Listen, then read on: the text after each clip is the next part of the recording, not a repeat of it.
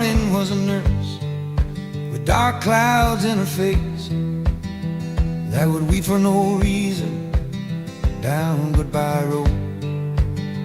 Drove up from Melbourne, her life in one case, and sat in my office, said, I'm looking for a home. Don't you have someone, somewhere to go? Where are you from, John? I really wanna know. Is it like that billboard near the end of their line? Because keep rolling, honey, and you'll find mine. Sometimes you have to head out on your own, because you can die of hunger trying to suck love from a stone.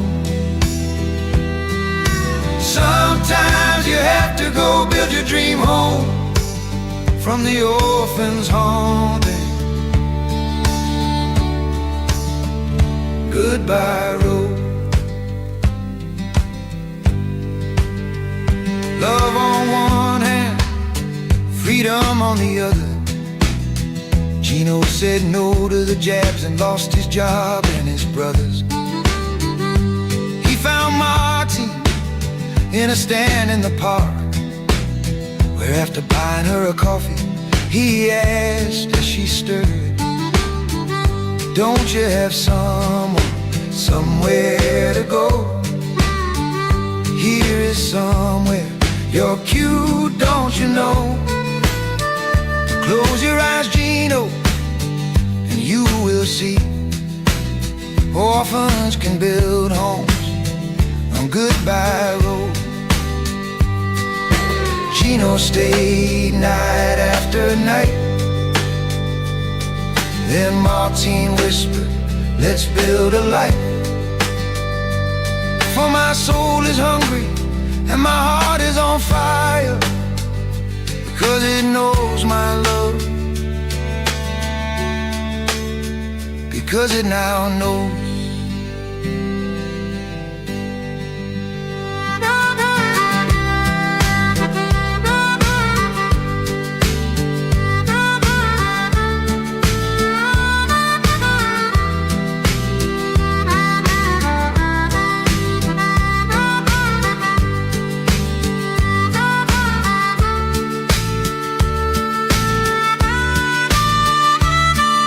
Sometimes we have to head out on our own, because you can die of hunger trying to suck love from a stone. Sometimes we have to go build our dream homes with the orphans haunting Goodbye Road.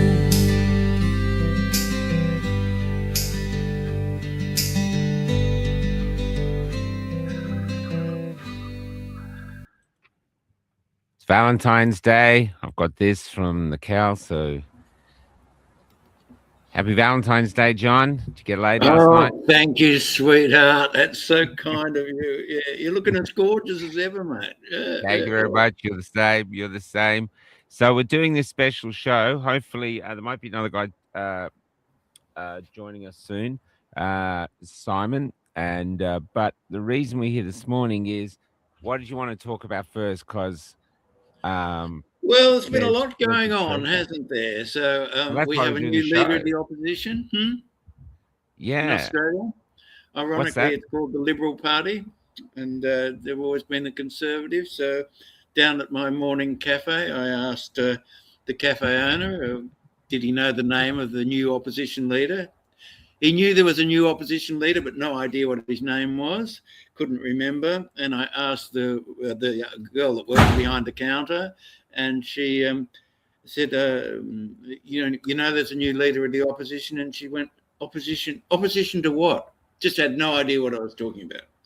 So the news-averse Australian population, and I would say that was pretty typical across the country, a huge percentage of the population would not be able to name the new leader of the opposition. Me included. I haven't been watching that bit. So what did I miss? His name is Angus Taylor. So the Conservatives have gone back to the blue bloods in multi-millionaire, just from an electorate just down here. Rhodes Scholar, private schoolboy, and all of that. So they've gone back to their blue blood roots. And Do you think it will help? And Pauline Hanson has now become the hero of the working class. 37% right. are intending to vote for her. And Labor, the current most left-wing government in Australian history, have Oh, well, we have a great. This clip has gone super viral. I shared it yesterday. Had about 100,000 views in a day. They're considered non-market because they're predominantly government. They're reliant on government funding. So they're not good jobs, is that So right? the jobs wouldn't exist without government funding, is that right? Not all of them. So there are some, for instance, in some of this stuff, like in education, there'll be private health, there'll be private schools, employment in private schools in that, for example. Okay.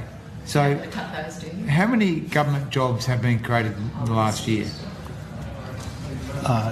Government.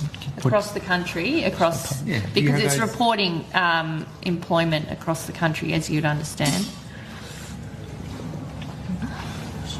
So in terms of 1.2%. In terms of public jobs, it's to the September quarter 2024, it's I love about this guy. 1.2% growth over the year. And of a proportion of overall employment growth? As a proportion, so private was 1.8% growth. 40% is public. So about, about, in terms of shares, about 40% is public. 40% is public? Yep. Okay, so 40% of the employment growth in the last year, you're saying is government-funded jobs? 40% represents the public, well, how the ABS defines public, yeah. Which is separate from how you just define non-market? That's right, yeah. So to use your non-market definition, how big would that be? Non-market would be 83%. 83%? Yep. So 83% of the employment growth in the last year, non-market jobs? Yes. So it's incredible, isn't it? They keep claiming they've got low unemployment figures because they've hired everybody. I went to visit. This is real. This is real. We're not making this up. This is absolutely real. Yeah. You can't make it up. It's just incredible. Do you know the other thing with it, though? This is, and I think this is really scary. I wonder if I've got it here. Where have I got it? There's,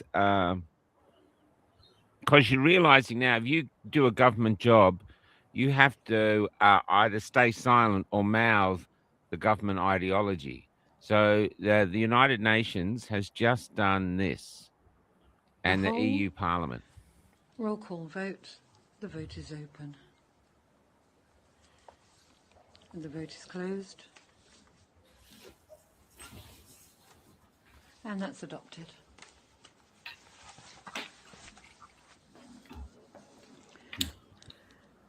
So that vote is to basically say that a man now can, if you decide this morning, John, that you're a woman, you are a woman. That's it. So that's what they've decided. The United Nations and the EU, the benefits of which, well, the people are benefiting over here, and it all links in. But this is what I put up. The United Nations declaring a man can become a woman is the state crushing the truth to declare 2 + 2 now equals whatever we say it equals. And if you don't want to go to jail for a hate crime, then you better be seen to agree or just remain silent. I think this is 1984. People now know something not to be real, and they have to pretend. And if you don't, this is the punishment. This is a woman in America, a young girl. But then they took your Florida crown off you because you made statements about sort of transgender. Yes, that is exactly right. I was asked to sign a contract that was different than the first one that I had agreed to because they had changed it 4 weeks after I rightly won. And so I didn't lose my crown because I broke a rule. I lost the crown because I was unwilling to rewrite the truth. And so, which means this is happening in Tasmania right now. Tasmania has a beauty contest, Miss Tasmania. This is one of the entrants. Lucy Violet. I think she's very brave. This is her on stage. I think she has a good chance. I do, especially in the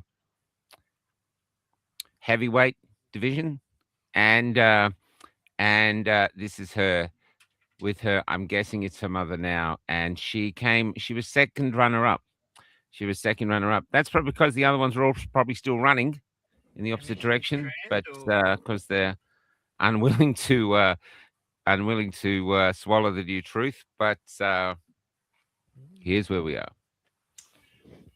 What do you make of that, Jonathan? Oh my golly, I was around in the early 70s, the first Mardi Gras marches and all that sort of thing. Which was also daring, and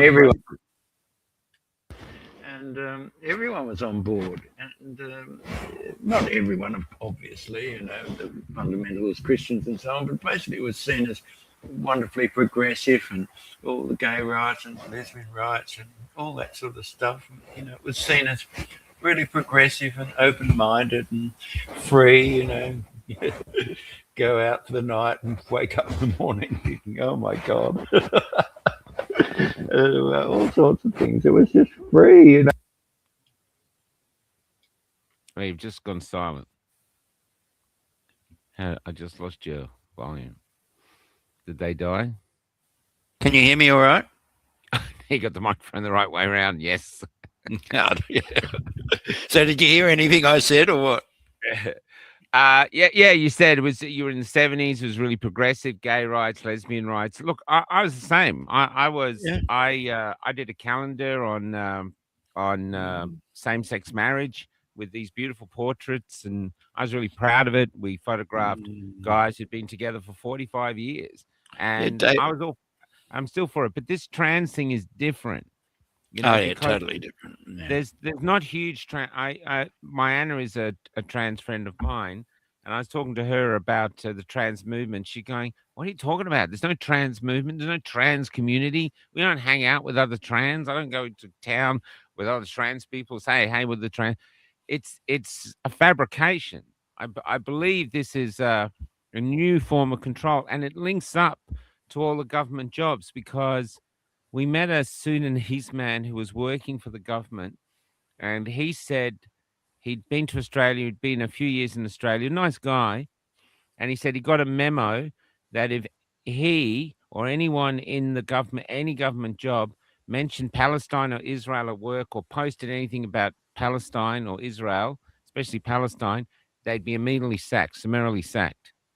So now that they're employing 80% of the population, they're basically controlling the truth because people don't want to lose their jobs. So I'm not saying this is how they're doing it, basically our way or the highway. 83% of all new jobs. My dog is, it's windy outside and he doesn't, this is my dog. Say hello to everybody. Hello. Hey, there you go. You're a good looking boy, eh? He is a good looking boy. He is, aren't you? All right, off you go. Go on, get out of the way. So, where were we at? David Bowie declared, he was bisexual in the early 70s, and it just ran amok. The whole of Sydney was a buzz. And you fast forward to the present, and it's just like, I don't want my kids in drag queen story time. I just don't. No. And a lot of the old gay guys are the same. They just they don't want to be associated with it. It's too much. We've had mature lesbians on. Miss Lister's sister is a famous one. She was working with us for a while. She actually thinks it's an attack on the gay community, and an attack on the lesbian community, because they're basically saying you're not gay, John, or you're not gay, Michael. You just don't realize you're a woman, so trans. So it's actually that's what she thinks. It's funny. And I saw this meme. You should change your core values and beliefs so I fit in. And that's like, this is the beauty of memes now, Yeah, And some stuff up. I published a book called She Said, She Said, and it was about this woman. She was a really moving book, actually. And her husband, who was ex-army and very sporty and a handsome lad and all the rest of it, and they had 3 children together. And one day he said, darling, we have to talk. And it was completely out of the blue to her. She had no idea that he wanted to transition to a woman. And it was a weird story that she wrote about it really in a really moving way about how they stayed together for a while afterwards and how awkward it was and all that, really interesting book.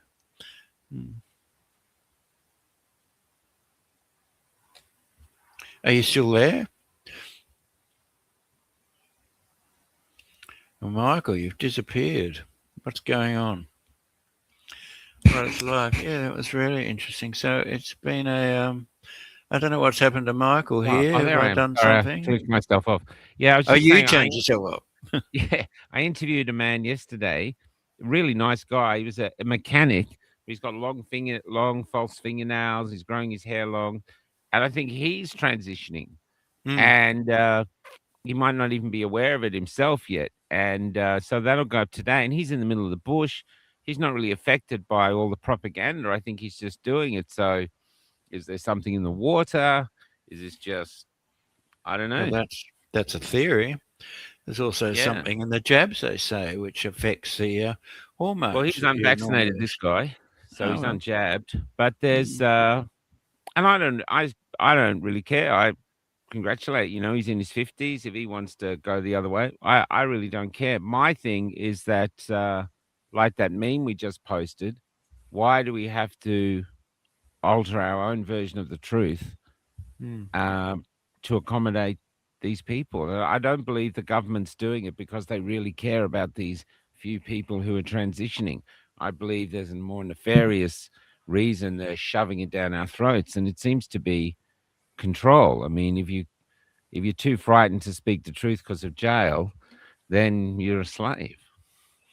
Yeah, it's never made a lot of sense to me. Some people just see it as demonic. Some people see it as a societal collapse.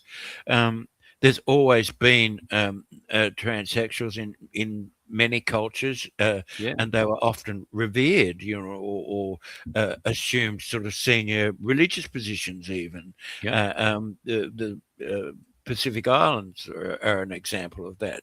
The famous Maori drag queens, 6'7", swinging their handbags like a brick, dangerous. You wouldn't want to meet them on Bondi Beach at 3 a.m., that's for sure. Yeah. They were, famous or infamous, and it was. Yeah, I met one in Perth once. We went into Connections with it, and there was the bouncer. He must have been 6'5". It was just an enormous Maori. Massive, yeah. And we side on, and then he turned to us, and he had a big flower. I think it was in his ear, actually, a big flower, and he goes, "Hello," and he was just, that's how he was. I don't care. I find it liberating this, but there's something else going on with this where they're making it. I don't know. I really can't. That's all I can see. It's bewildered a lot of people. It really has. It's bewildered. It alienates your traditional people of faith. Muslims and Christians and so on are all. It forms a very. It just ruffles them. They don't want their own children to turn out like that. It flies in the face of everything they believe in, and traditional cultures are much the same. It puzzles a lot of people, and as we said before, the traditional gay community, of dudes like dudes, as JD Vance, they're all, a lot of them are against it too. They just it's taken their whole thing hostage, that you suddenly have to have a really expansive view of it. And there's plenty of research about people who transition and successfully transition, but there's no research on people who realise, as some do, that they've made the worst mistake of their life. But you see, there's been articles about academics that just cannot get a single drop of funding to do any of the research, post the op, and many of them aren't happy, and there's a major suit going on in America over someone who was transitioned really young, 15 or 14, 15, 16, whatever it was, and 10 years later wants to sue everybody for it. Yeah, and she won. She won. She won a $2 million lawsuit against a psychiatrist and the surgeon. So you thought this was STEM stuff, but this came out in England. Labor trans policy to let children as young as 4 transition while keeping it a secret from their parents. That's what I find. Why can't the parents be involved? Why are they're going after the parents against the? There's just and this from Germany. Have you looked at the figures in Australia? Germany's top model winner here on the left, and random German track runner.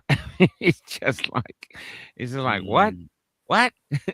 And I think this has been forced into us to make people feel worthless, because you can't say anything, because they'll, especially in England, because you'll be arrested for a hate crime. And have you looked at the number of children being transitioned in Australia? No, I don't have the figures right in front of me, but it's quite remarkable. It's many hundreds and hundreds of children all around Australia who are going through this process as we speak. A lot of it, as I understand, without parental approval. These doctors are making, because it's a highly expensive process, and of course it's all taxpayer funded. So I would, yes, if you just ask one of the AIs, they'll give you the string of figures about it, but it's significant that there's well over 1,000 children right this minute undergoing this treatment in Australia. And it used to be extremely rare, if you remember. That's it. It was rare. Extremely rare. Yeah. What was it? It was a beautiful book by James Morrison. Was it the travel writer? Wrote a book about Sydney. He got the op in Thailand many years ago. Conundrum, I think the book was called, and beautiful book. But it was extremely rare, and now it's.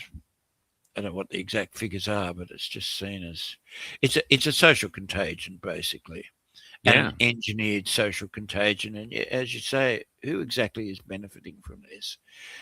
Well, that's we right. grew up in that generation. Here, just this comment from Tim Heritage: new way of thinking, self-censorship, freedom of speech is freedom to help others out of collective thinking. And I think that's what these hate speech laws, they're so vague that everyone's now defaulting to silence. Every time you do a podcast, you think, is this the thing that'll get me arrested? I mean, they're just, you know what I mean?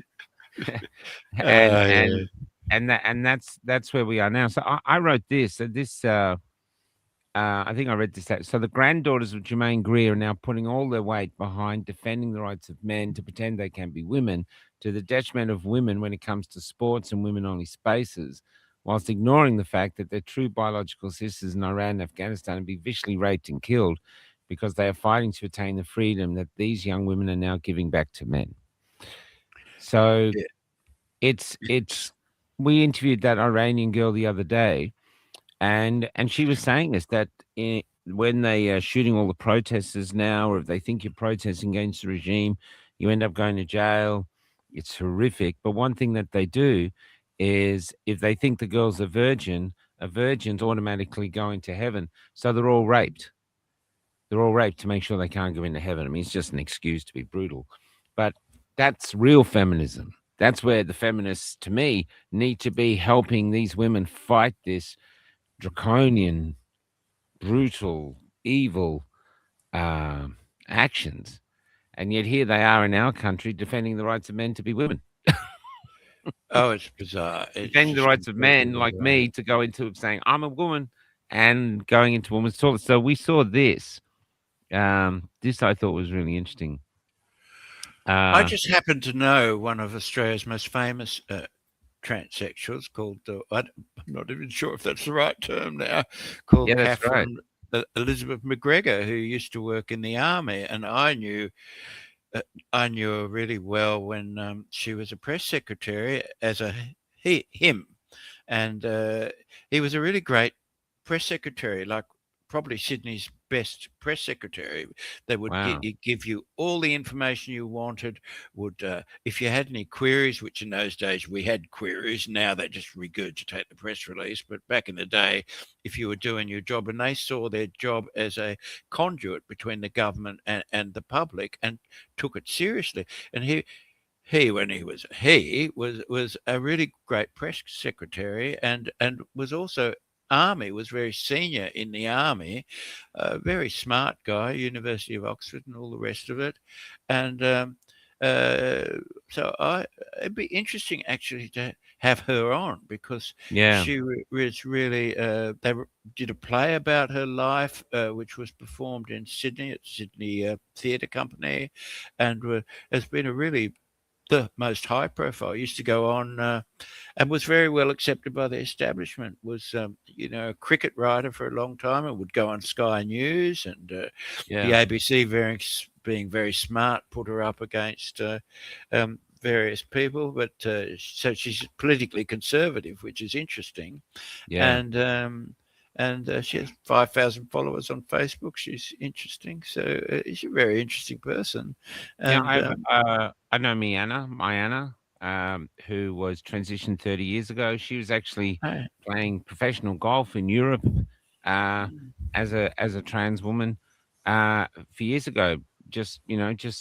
But she just wanted to be left alone. She actually said, "I'm not a true woman. I'm a trans woman," which is, I was born in the wrong body, and she says she's got gender dysphoria. And to me, this is what she felt she needed to do. But what she did in her time, she told me when she wanted to transition as an adult, it took a year of psychological testing. Like, she had to go see a psychologist once a week just to make sure she's on the right path. And until they'd allowed her to go through that journey, only then did they move to surgery and stuff. She could wear dresses, she could dress up, maybe a few hormones, but they wouldn't let hormone therapy, but they wouldn't let her transition until they'd really check that she was comfortable with the journey she was going to take, because she couldn't come back. And to me, that sounds like a caring society. You've got this condition, gender dysphoria. This is a caring society making sure, because you could go from the fire pan into the fire. But now they're after the kids. A 4-year-old kid doesn't know it's in the right body or not. A 4-year-old kid just wants to know where the chocolate is. It's incredible. It's insane. Yeah, I knew one of the first people in Australia, in the Australian media, to transition. Called her name now is Angela, and she was, and we all got called up in the office. There was a big meeting on the news floor at the Sydney Morning Herald, where I worked at the time, and we were all told to when she went off and disappeared for a while and then came back, we were all to treat her as if nothing had happened and everything's normal and all that sort of thing, which of course gossip just flew, everywhere. Yeah. But she has the same girlfriend as she had back then. Now, wow. Well, there you go. Yeah, this guy. And they've been together for decades, those two. Yeah. And she's she's a really fearsome sub-editor. No stray apostrophe ever got past that girl, I can tell you now. Oh, my God. As if she was in a very public arena. So if she called you over, to the subs desk as a mere, reporter, like, oh, my God, they ruled the roost. They ruled the roost. I remember there was one in Tasmania in the West Point Casino I was working. She was on the front reception. She did the evenings, and she was accepted there. And this was 30 years ago. So there's never been a problem, I don't think, of acceptance there. The other thing that's happening now, which is really interesting, I just want to say hi to this guy, Jonathan Carpenter from Indiana. Hey, go, man. It's morning here in Australia. I'm in South Australia. John's in Sydney. But there was... now there was a school shooting in Canada the other day, and the shooter was a young transitioner, And it came up in the last 2 years, literally all the school shootings have been done by transitioning boys becoming women or the other way around. So, and they think it's because of all these drugs that they're on and the fact that the media keeps saying there's a trans genocide. They're trying to kill the trans. They're trying to, where? Where are they trying to kill the trans? Where? I don't see men walking down the streets of Sydney, looking for trans people. I don't see it anywhere. I don't see. So but they've been sold that, and then because they're crazy and all these drugs, they go nuts. They feel like they're under attack. I don't know, but Yeah, I did I did an essay at university on this question and ran around interviewing basically drag queens in Sydney, and they all said the same thing as you were saying. They felt like they'd been born into the wrong body, but it was really rare. It wasn't the social contagion that it is today, and it wasn't a very profitable social contagion for certain people that it is today. It was rare, and they were all characters, because you could make a living out of the entertainment industry, but there weren't many other paths of employment. In Thailand, the famous ladyboys, they're just a part of an accepted part of the culture, and they go and so beautiful. Some of them, they're just amazing because they are beautiful. I was in Melbourne. Those are my tram days. I was heading into Melbourne in the city, this bloody and this woman got on, probably in her late 20s. She had a midriff on, and her belly was her muffin top was just rolling over her belt. So she had this big dangling belly, and she looked a bit rough, and she just said, "Yeah, darling, silly." And then I said, "Yes, just stay on." And at the next stop, a lady boy from Thailand who must be on holiday got on and said, "Are you going into the city?" And I was thinking, mate, if I might have to go to a desert island, I'm taking you. I'm taking you. I'm taking you in a lot of razors. But I'm taking you. I'm not taking her.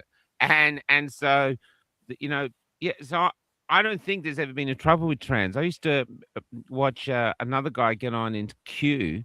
He had a beard like me, and he'd be wearing his wife's like negligee or this little black dress, and he'd just get on with his handbag and he'd sit there, and I'd watch all these people. There'd be Muslims and Maoris and just random, all these different races of the planet sitting around him, and no one ever bothered him at all. People just used to give a little bit of a smile to each other, say, "Look at that," because there's something unusual, but there's no hate.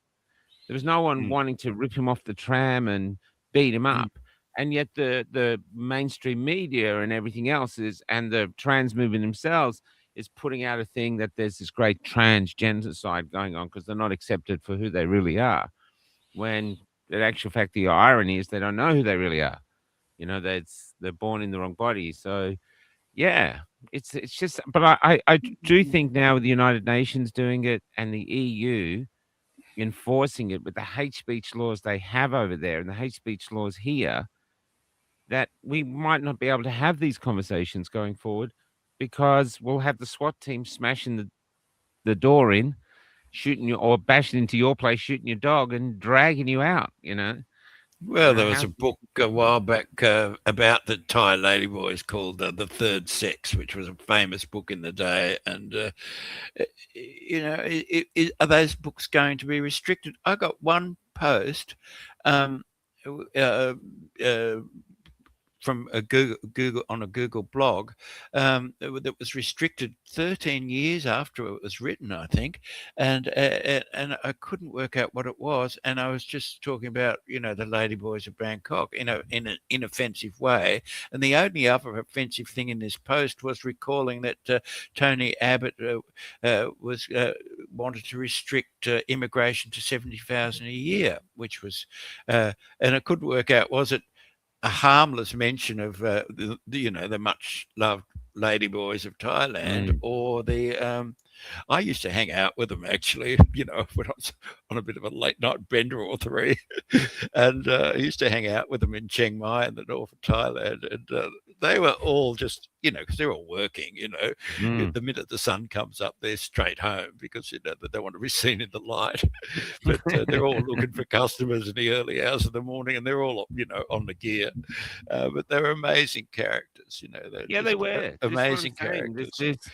They're sort of trying to create this world of hate that's not actually there. When I interviewed this mechanic, and I'm going to call him the decorated mechanic.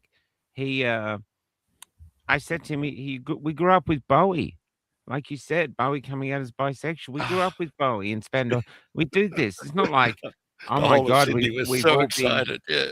yeah. It's like we've done this, man. It's been 70s, done. But I do. It's just this. I don't know. It's just this thing of control. The other thing, moving on, because we want to get to the Indian. Yeah, I don't even thing. know how we started on this subject. Yeah, but this is big. But so this is England, but it's all around the world at the minute. Excess deaths continue to climb with no signs of slowing down. And I'm on the road, and I'm telling you, that's all I'm hearing. We got an interview the other day. He might not put it up because he changed his mind. Just this young guy with a list of 35 people that he knows personally have either died or are dying or are seriously injured.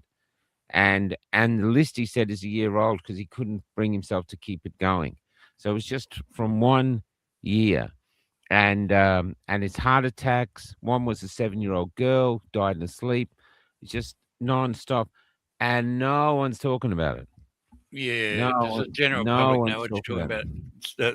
What's it called? Sudden death? The Edward Dowd? Yeah, or they did briefly. Suddenly, they called it sudden adult death syndrome. They called it that, but then they stopped calling it that because I think people said, "Is that like sudden infant death syndrome?" So what you think the jabs were killing the babies? Oh no, did we? Let's get rid of that. And now they don't say anything about it. And it was running in Australia at 30 to 35,000 a year. I'm not sure what it's running at now. Do you know the latest stats? Well, they've raised the death. They've raised apparently the base death level. So the base used to be here, and they've raised it to make the excess look less. That's what we're hearing. But statistical manipulation. But it must be a lot because everywhere I go, everyone's talking about people dying. Oh, the population is sick. Yeah. Everywhere you go, people look sick or are sick, and it's and there aren't many common factors apart from McDonald's and KFC that could make a population that damn sick. So it's a serious and well-recognised phenomenon now. It's not just a few crackpots living in a bus on the Nullarbor Plains, mate. It's that's right. Well, they can't hide it anymore. They can't hide it anymore. There's too many deaths. I've had so many people tell me they've never been to so many funerals in their life, and they literally don't want to go because they just can't hack it. There's I think my friend Forsh, who's probably working now, he went to, I think it was 17 last year or something, some incredible amount.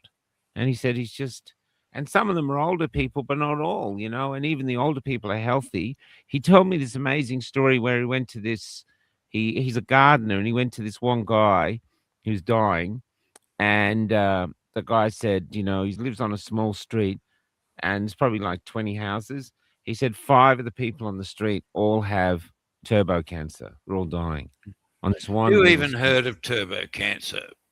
Before all this, I never even had no idea what the term even meant. No, it's a new term prior to 2020. Yeah, it's all new. Yes, it's amazing, isn't it? Yeah, amazing.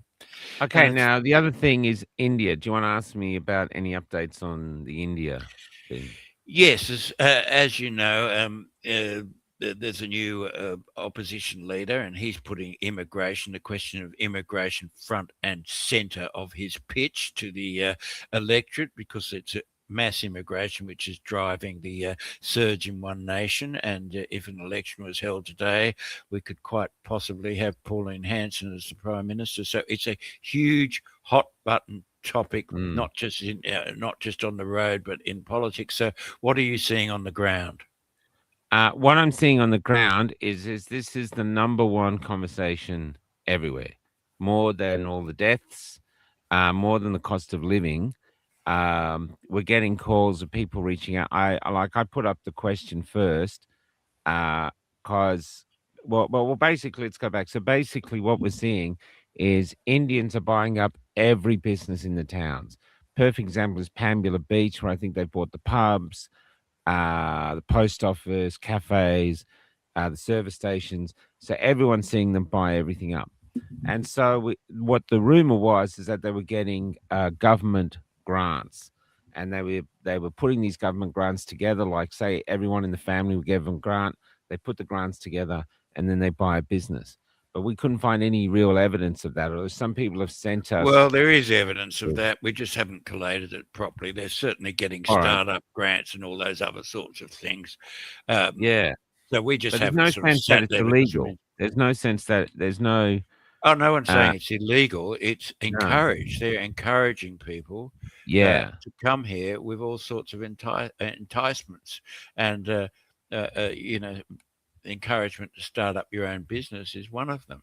Yeah, and the other thing that they've done is apparently if you set up a business in Australia or you buy a business, it's easier to bring people in. It's a quicker road to citizenship.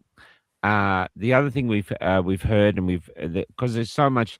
Basically, the 2 posts I've done about it have just had so many comments and people emailing me.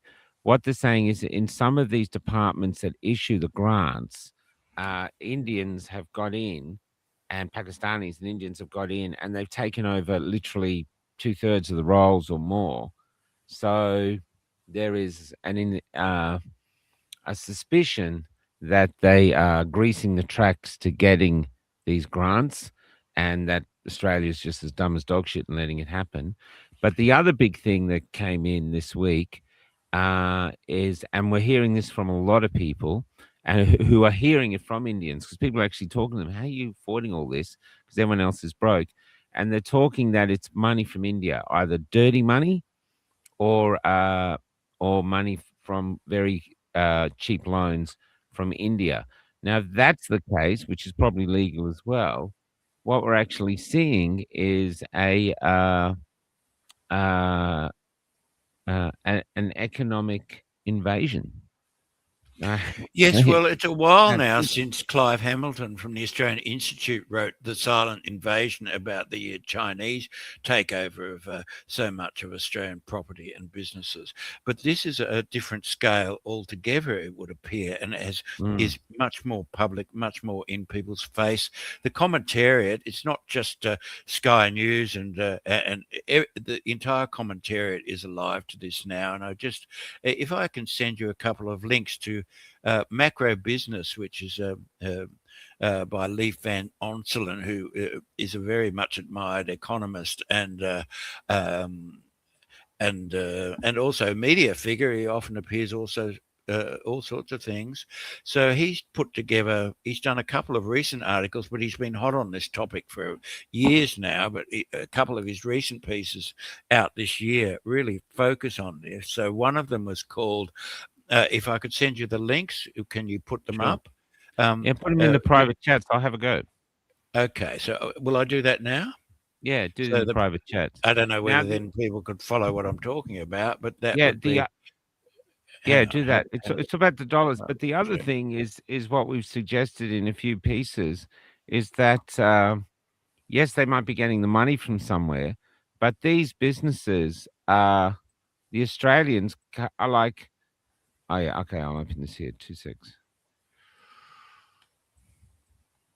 We talked to a woman in a cafe in this tiny little town, and she said that, and it was a tiny little town. I didn't think they'd have enough business, but she was really busy, and I talked to her about how busy she was and said, how are you doing? And she said basically she's not making any profit because of the cost of living and all the government regulations that she has to adhere to literally don't make it profitable enough to be in the business. So she'd have to charge. So we've got that thing there. I'll just bring in, before we go here, I'll just bring in, see if he's in. He's just coming in. Here he is. This is our other guest. This is Simon. G'day, Simon. Hello. Hello. This is Can John you hear me? Stapleton, Simon. Simon, how are you? Hello, John. Nice to You meet doing you, mate. well? Yeah, same. That's Yeah, not quite the bad for an beard. old fella. I just tumbled out of bed. I set the alarm, didn't fucking work. Oh, why do these things always happen to me? I'm I fucked. thought that might be the case. Yeah. But we're I'm just in there, talking though, anyway. now. It's all right. We've covered trans people. We've covered the excess deaths. Now we're talking about the Indians buying up the nation. And so we're just looking at the story. Sorry, Michael. Ask him, John, who's the new leader of the Liberal Party? Who's the new leader of the Liberal Party, Simon? I should have done that. Why don't I do that? I saw yesterday some bloke I'd never heard of. Yeah. I didn't know either, mate. Some arsehole. John was just saying that nobody knows, and his two co-hosts, we don't know. God, Yeah, no, you're meant to be the cutting edge, mate. You're meant to be the they're smart irrelevant ones. anyway. Let's be honest, they're irrelevant. So, God. All right. So just going up to here, this is all right. We'll just run through these two stories if you don't mind, if we've got a minute, because this is he's seen as a very authoritative source, and Olsen. And he writes really well, and his site Macro Business is a must follow if you're interested in the economics of Australia and what's happening to the country. So, and he's reposted something by Stephen Saunders. Anthony Albanese's response to Bondi followed a script, basically. Unpopular mass migration must continue at any cost. Citizens must be socially cohesive, or else we're racist. Less than 24 hours after Bondi studied sectarian slaughter, a ghastly new landmark for Australia, Prime Minister Anthony Albanese and his press gallery chooks had already agreed to a narrative.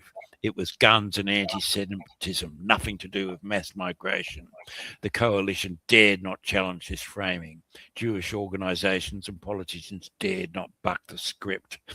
And this is despite the fact that most Australians favour lower immigration.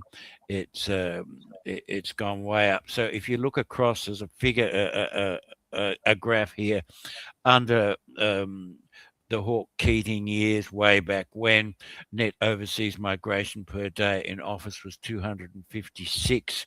Then you go on to Johnny Howard, who and both sides of Parliament are guilty with this. Don't think otherwise. Johnny Howard, who made a big play of stop the boats, we're controlling who's coming into this country. He actually quadrupled legal migration while pretending to be tough on borders. The only people at that time who were in favour of mass migration was the Chamber of Commerce, the very big end of town, because you sell more cornflakes, more chips, the price of property goes up. Those on the right side of the ledger, who own shares and own property, see their fortunes increase dramatically. And he was always closely aligned to that. Then we go to the Rudd-Gillard years, that it went up to 617 per day.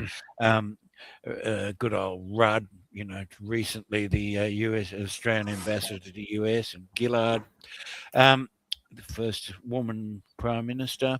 Then we went to the Abbott, Turnbull, Morrison years. It went down slightly because of the pandemic to 610. Albanese is running at 1,162 new migrants, and that's in addition to its and net that's migration. That's a day. Per day. Yeah, wow. Yep. So mass migration isn't left versus right, it's political classes versus the rest. No other developed nation is emulating our multicultural nirvana. Peer nations and world powers have much smaller immigration profiles and low rates of population growth. So if you look at the population change, that's from 2000 to 2024. The European area is 8%. The OECD total is 17%. The US is 22%. United Kingdom 18%. Then you go to Australia, it's 45%. Yeah, it's just massive. It's not an illusion. It's not a few, rabid right wingers in the corner of the pub muttering about those foreigners. Australia's 30% overseas born and 50% migrant origin. While this is thrilling for population boosters, it is a world outlier, a historical anomaly. More than 45% of population growth this century is nuts, socially and environmentally. And there's another story here from the Oh, you got same this other one source. here? Yeah. Yeah, I'll open Labor it up. panders to the Indian vote. Well, this is what I'm seeing. This is why I don't think anything I'm doing is going to have an effect, because they see the Indian vote. Well, it's 85%. So, in its first term, the Albanese government inked 2 migration related pacts with India, specifically aimed at promoting migration flows to Australia. This is before you get to the question of the religious breakdown of these migrants. But anyway, that's another issue altogether. But the 2 pacts he instigated were called the Australian-India Migration and Mobility Partnership Agreement, and the other was the Mechanism for Mutual Recognition of Qualifications. Last year's Labor federal election victory, well, it would be 2 years ago now, if you put it. Oh, no, sorry. Last year's Labor federal election victory sparked celebrations among the Indian population and migration agents who believed that avenues to immigration and permanent residency had improved. And you can see he's got various tables there. Now, this is pollster Cos Samaris. This was published in the Australian Financial Review, which is, basically a pretty conservative damn rag. Pollster Cos Samaris, if I've got the pronunciation right, declared openly that 85% of the Indian diaspora voted for Labor in the last year's federal election. And he explained how both the left Labor and Greens uses immigration to divide and conquer the coalition, which it most certainly has. And that's the thing, that the issue has basically dramatically divided the Conservatives in this country to the point where they are no longer an effective opposition. And what was always an anti-mass migration party, One Nation with Pauline Hanson, is just sweeping the table. I used to go, I'll close on this note, I used to do a lot of Pauline Hanson stories when she was running around like 20, 30 years ago it was, and she was a really new phenomenon. There was the whole thing of whether she was racist or not, and it caused a huge fuss in progressive publications like the Herald. We were keen to be out to get her, basically, and I'd be sent off to these town hall meetings that she'd hold, and there was an amazing number of migrants there. Like, she was really popular amongst immigrants to this country, and the reason, when you asked them why she was so popular when she's running this anti-immigration, mass immigration stance, was because they had come from countries where they'd seen the impacts of communism, and they thought that this was communist, the way the government was behaving. So it was driven, her popularity was really driven massively by an anti-communist stance from fresh immigrants, who back in those days were, Greeks and so on and so forth. Greeks, Italians. Well, there's another thing that came out recently about a doctor, a Chinese doctor was training this new migrant doctor who's apparently come from the subcontinent, and he got aware, or very concerned early on, and other people in the hospital were concerned too, that this person was not a doctor. They knew nothing, that all the qualifications were fake, and that they just weren't a doctor. And so he put in a complaint, and he's been suspended. And they, as being racist, even though he's Chinese, and they have gone forward. So this person is out there now being a doctor, and other doctors around her really believe that she's not a doctor. This went viral on Twitter, but here's where we are. I mean, but out here in the country, I'm telling you, you see it everywhere. They can't hide it. And the other thing too is we're going into hard economic times. That's what I was trying to say, Simon.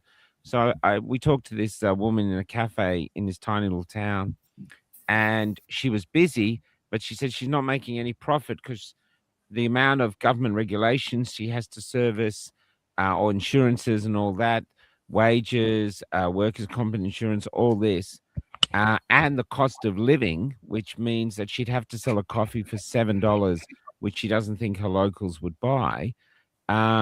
She's gone broke, even though she's busy. And after 8 years, she's looking at the end. Can you where just the excuse Indians, me for a minute? I'll be back. yeah, You sure. Yeah, where the Indians come in, and the Indians say, well, say you're my brother, say we were Indians. I hire you, I give you $10 an hour, a bit extra if you need it, and we all work together. We dodgy all the government stuff, and the government's not going to touch us because they want our vote, so they're going to look the other way as we, refuse to follow the rules. I know when I used Kelly... to employ 10 Australians, and it just became impossible. I've worked on my own for over a decade. Yeah. Because of all the fucking headache. It's not so much the man, it's the fucking government. Yeah. And they make things, they set traps, like in trades, they have you employing people with an ABN, right? Yeah. And you pay them according to being a contractor. Like, so for example, so when I was employing people, like the going rate was, I don't know, $25, $30 an hour, right? Yeah.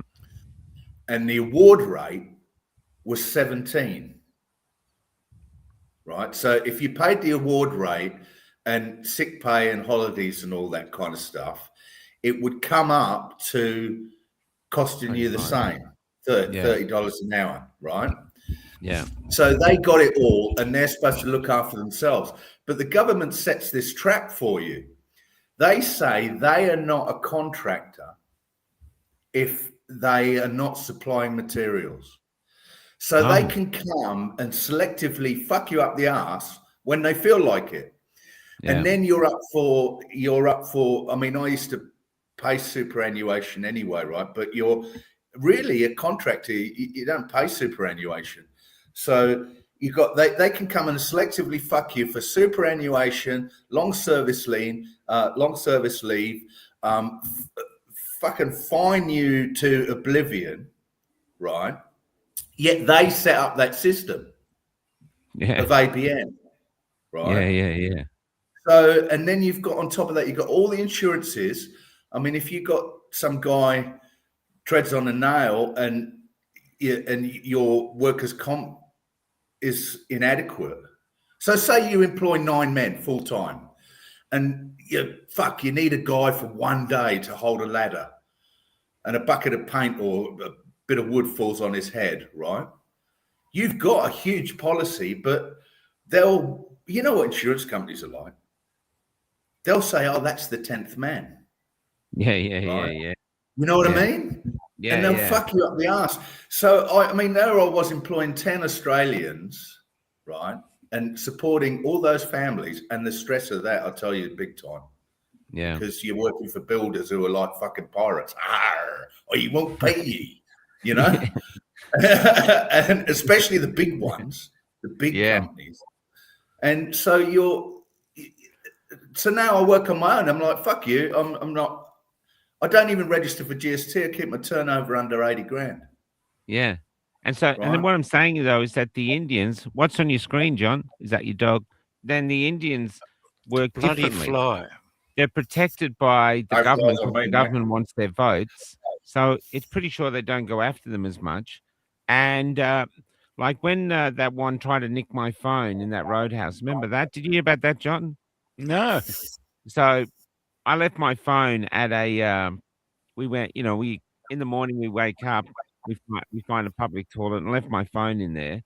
And about 40 kilometers down the road, we realized, we went back to see if it was there. And then Kelly said, go into the little roadhouse there. There's a little roadhouse, see if it's there. I went in there. The Indian guy said, no one's handed in a phone. So I went to look for a police. There was no police. All the stores were closed. And then Kelly remembered, hey, you got a tracker on your phone. That's how people can find the bus. So we said, oh, yeah. So we looked up the tracker. The tracker was in the store. Went back in the store. Ah, We've got a tracker here. Says it's in the store. It's like it's actually right where you're standing. And he's going, oh, what? There's this. And Kelly went and walked through the back looking for it. And he posted that video to say, look at this woman's doing. But what she found was disgusting. The food, if the health department had come in, they would have closed the place down, but they don't.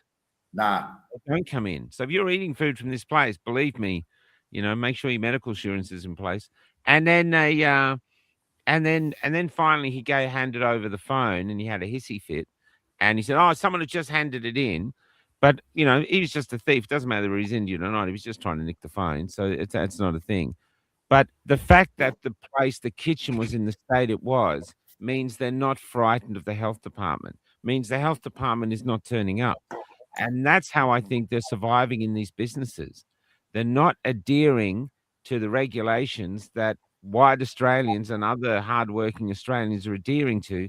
And that can make them survive in these hard economic times. They're economic rationalists. So they pay their relatives or something $10 an hour. And we've had people tell us this, $10 an hour. And they are prospering while all the other Australian businesses who are adhering to these regulations are going down the gurgler. I think the politician said the other day, under Albanese, 42,179 businesses have hit the wall, from builders, cafe owners, restaurants, and all of these hire huge amounts of people, all gone. Manufacturing, this is this. Nothing. And I think it seems to me that the country is just collapsing, and Albanese is trying to patch over the huge gaps in the budget by importing a shit ton of Indians. You want to see the standard of work they do in the construction industry? Yeah, I've heard that too. It's very common. It's fucked. It's fucked. They're not even trades. They're just like, it's just like Cowboy City. And people are paying big dollars for fucking homes.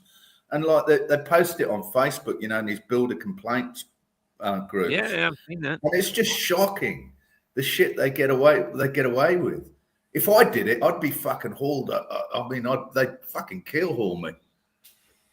Maybe you got to transition into Indian. So it's a, But what I'm saying is, it's what's happening now is like this woman I met in an op shop. This is talking on the ground to people. And I said to her about the hate speech laws, and she said, I'll never forget it. She's really lovely, worked in bars all her life, very easygoing. But then she looked around and just whispered, I've never been racist, but this government is making me racist because the colored people are being treated better than me. What do you This is all very familiar for me, being from the UK. All very familiar. Yeah, you're fucked, mate, over there. But what about you, you're John? You're 20 years behind. Yeah. What are your thoughts, John, as a journo watching it? I think it's it used to be, you were just watching a slow motion collapse. There was always that, and it's been a long time coming. The whole Aboriginal industry, people used to say during the 1930s, 20s, and 30s, when everyone was poor, basically everybody got on. But now there's a huge amount of resentment because and studies will show that if a whole lot of people are living together poor, they're all happy together. If a whole lot of people are rich and living together, they're all happy. But if you're on the borderline and you're looking over somebody's fence and they're richer than you, or they're getting something free that and you're not, then the resentment builds and the anger builds. And so it's been a long time coming. The old Greeks and Italians, come here, work hard. All you had to say was come here, work hard, and say you loved Australia, and bang, it was fine. And you'd get sent up for being a wog or whatever, but you were basically thoroughly accepted. Now, the whole creed of multiculturalism, there's a lot of commentary out now that it's you've only got to look at the streets of Sydney in this week alone, with the visit of the president of Israel, Herzog, that this is now a deeply divided country. And what could have been more volatile than inviting the Jewish president to Australia, when you know that there's a significant Muslim population here that have traditionally been highly hostile to each other?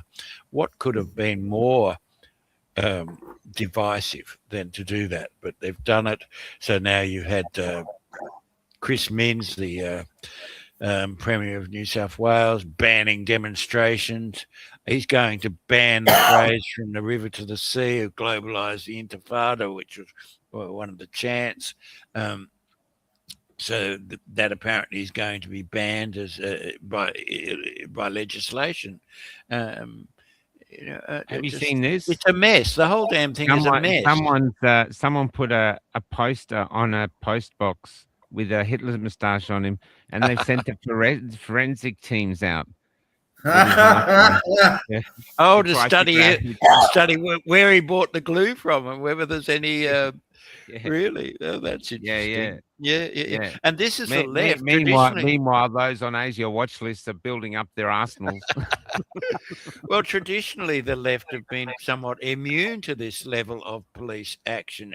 I mean, the treatment that the anti-vaxxers and the anti-lockdown people got during COVID and before, the really extreme police actions that we saw in Victoria, for instance, the left has been basically immune from that, because they're doing anti-racism and climate change narratives, which essentially fit the government agendas. But this was the left, traditionally backers of the government agendas, suddenly being pummeled to the ground and pepper sprayed in their face. And where was the sympathy for that woman, the grandmother that got pepper sprayed? Basically zero. But now all of a sudden it's all over the media. There's people being pepper sprayed in their face and sitting there crying, and suddenly we've got the ABC in action and all the rest of it, So it's a complete it's a turmoil, really. We've gone from a somewhat naive and unsophisticated country, but basically Aussie to a polyglot nation without a core. And it's just breaking apart. My next book is called The Rapture, Australia Undone. And Australia Undone seems more and more appropriately, an appropriate subtitle. The place is coming undone. Yeah, it is. On purpose. It's been engineered to come undone. Well, John, you said John Howard. Someone approached me the other day. Listen to this, Simon. Now, we owe $1 trillion, right? So a guy approached me the other day, ex-accountant, I think he was. I've got to call him back up, actually. And he said it was John Howard that started giving our fuel away, our gas away for literally nothing. And John, you said you concurred on that, whatever the word is. So there's... So yes, I don't have total recall, and I don't have it in front of me. But yes, that's true. He was. We tied our petrol prices to the Singapore price, if I've got that right, for instance. Something like that, yeah. Look, I haven't got my head around it to be able to be intelligent. Anyway, what he said was he's done the mathematics, and he reckons it has cost us $1 trillion. And what's the Australia's debt currently? $1 trillion. Yeah. So there they are, the Conservatives trying to run as fiscal conservatives. Howard was the one that bumped up mass migration from 70,000, which was seen as pretty radical, to quadrupled it to basically 280,000 a year. And then it was Scott Morrison that quadrupled the national debt from 250 billion to $1 trillion, basically, during COVID. So the Conservatives are equally as bad as the Labor Party, which is copping an awful lot of flack on these issues. That's why I don't think anyone it's the Lib Lab Uni Party, That's why no one cares who's in charge of the Liberal Party, because we just see him as one party now, and neither of them are any better than the other. The WEF's in charge. The WEF's in charge of us. That's right. That's right. And I think the new head of the WHO is a guy from Germany who was absolutely brutal in the lockdowns and in Germany. So he's now the head of the WHO. So we're just in these strange times. Anyway, that's an hour, so we might call it quits.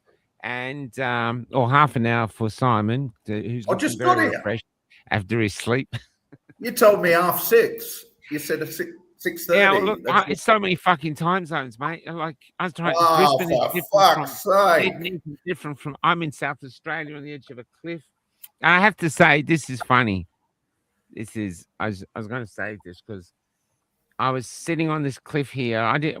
We found this place, and it's like the Great Australian Bight, but it's actually in South Australia. And I was standing on the verge of this precipice, and to this side there's these cliffs going on, and the sun was all gold upon them, and this side the sun was all gold upon them, and the ocean was coming in really, really slow, almost like in slow motion. And I looked at it all and I thought, you know what? This is one of the most beautiful places I've ever taken a piss. That's what people forget about Australia, how staggeringly beautiful it is. It really is an amazing. I'll do some pictures later. I'll do some pictures. Yeah. I hope the Indians enjoy it. And we should get someone on more economically literate than me to explain the whole Howard thing. But this is what we're finding out. It's actually like crime investigation scenes. What we need to do. Australians need to go back. What the fuck happened? How do we go from the lucky country to the white trash of Asia, which is what we're becoming? 20 years from now, we'll be doing all the Uber Eats deliveries. That's the truth, man. The robots will be doing them. Don't worry. Yeah, that's true. That's true. Yeah. So, what time is it now in Perth, Simon? It's 7:10. 7:10. It's 9:40 here. How's that work? Time flies. So you're 2.5 hours behind. Don't ask me. I mean, fuck. You're in a parallel universe, mate, out there. Yeah, I know. I've been sucked into the fucking vortex. Well, I don't know what's going on. I'm just being tossed about. Happy Valentine's Day to everybody. Thank you, darling. And we're doing a Loved Up show tonight at 8:00. Loved Up show. Kelly and I are going to stay here on the cliffs. Do Loved Up show at 8:00 tonight. Isn't that right, Kel? So get ready for a big show. We'll start advertising it now. And we're back on Sunday morning. Who's the guest on Sunday morning, John? Robin Robbins. Let's get that up. It's she wrote a book. She's a grandmother who wrote a book called The Jackboots, and basically she thought the big problem of Australia during COVID was they forgot the ancient wisdom of the grandmothers.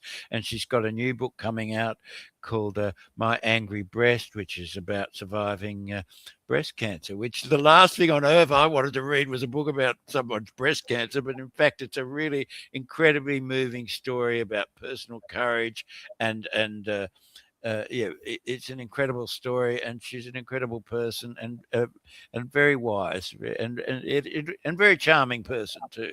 So I've been really happy to edit her books, and she's a great person, really great person. We should probably do a test with her today. Yes, to you make should. sure it works. So maybe make it time to do the test. I've already told her. I've sent you her email address. So yeah, I'm going to set it up now. Anyway, I'll give her a test. She's a really great person and funny as well. She's it's great. Yeah, brave and funny and compassionate and all the rest of it. All right, she's great. Yeah. Okay. Thanks for coming on eventually, Simon. That's all right. Fuck, I'm sorry. At 6:30. I don't know. I thought this was a family show and you weren't allowed to swear, but so much for that illusion. Okay, talk to you later. Sorry. See you guys. Bye. See ya.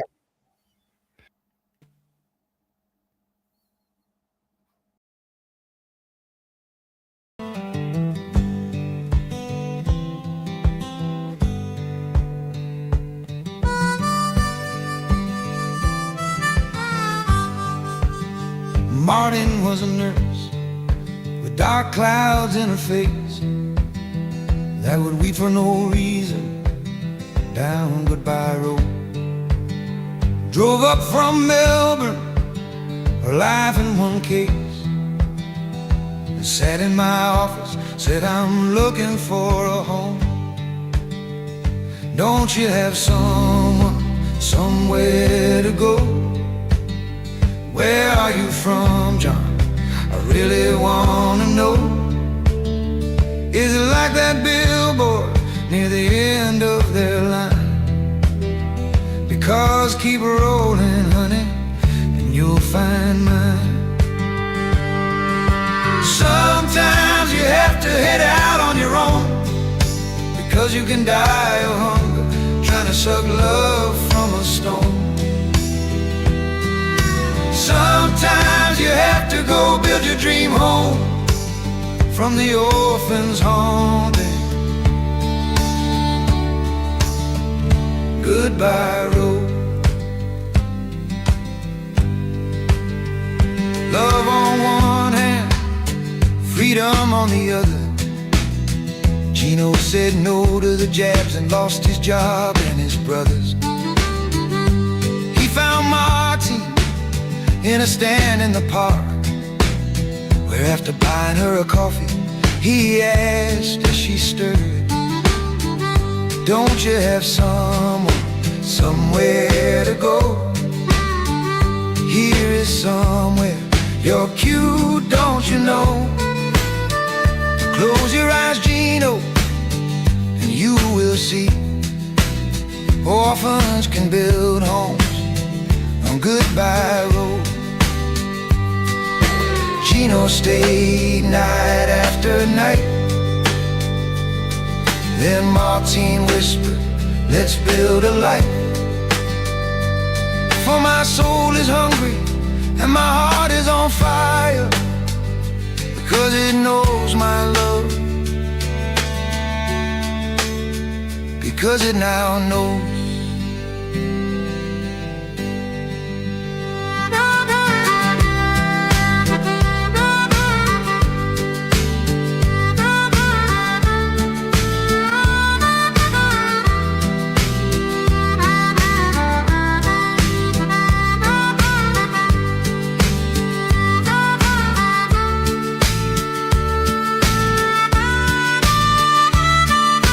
Sometimes we have to head out on our own, because you can die of hunger trying to suck love from a stone.